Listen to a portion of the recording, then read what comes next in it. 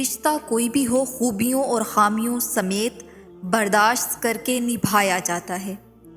عبادت کے لیے فرصت کی نہیں توفیق کی ضرورت ہوتی ہے۔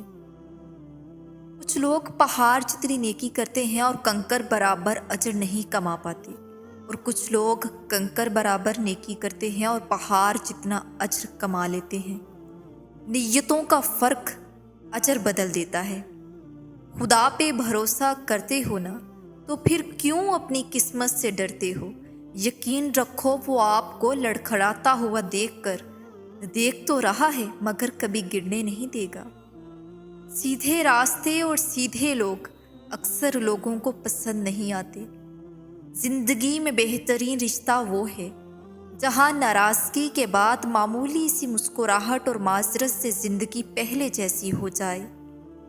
آنسو ہر دل کو نہیں پگھلا سکتے، یہ فقط ان دلوں پہ اثر انداز ہوتے ہیں جن میں رب بستا ہے۔ دلوں میں بسنے والے پھولوں کے جیسے ہوتے ہیں، دنیا سے چلے بھی جائیں تو پیچھے یادوں کی خوشبو چھوڑ جاتے ہیں۔ دعاؤں میں تاثیر آپ کی طلب سے آتی ہے اور تاخیر آپ کی بہتری کے لیے ہوتی ہے۔ خدا کے چنے ہوئے لوگ ہی دوسروں کا درد چنتے ہیں، یہ ہر کسی کے بس کی بات نہیں۔ جب انسان اچھے لوگوں سے بھی ڈرنے لگے تو سمجھ لیں کہ کسی نے اعتبار نہایت ہی سلیقے سے توڑا ہے۔ عمر سے زیادہ حالات انسان کو جلدی برا کر دیتے ہیں۔ انسان کو کام اور محنت سے اتنی تھکاوٹ نہیں ہوتی جتنا لوگوں کے رویے تھکا دیتے ہیں۔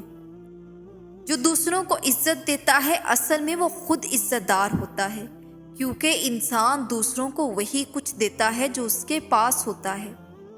اللہ پر بھروسہ اللہ پر پورا ایمان رکھو۔ جن کا ایمان مضبوط ہوتا ہے ان کے لیے معجزے ہوتے ہیں۔ غرور ایک بیماری ہے جو کسی بھی کم ظرف کو لگ سکتی ہے۔ خدا پہ بھروسہ کرتے ہو نا، تو پھر کیوں اپنی قسمت سے ڈرتے ہو؟ یقین رکھو وہ آپ کو لڑکھڑاتا ہوا دیکھ تو رہا ہے مگر کبھی گرنے نہیں دے گا۔ حسد کرنے والوں کے لیے یہی سزا کافی ہے کہ جب تم خوش ہوتے ہو تو وہ اداس ہوتا ہے۔ موت کے وقت بھی شیطان کا بہت بھاری حملہ ہوتا ہے۔ یا اللہ اس وقت بھی ہمارے ایمان کو سلامت رکھنا۔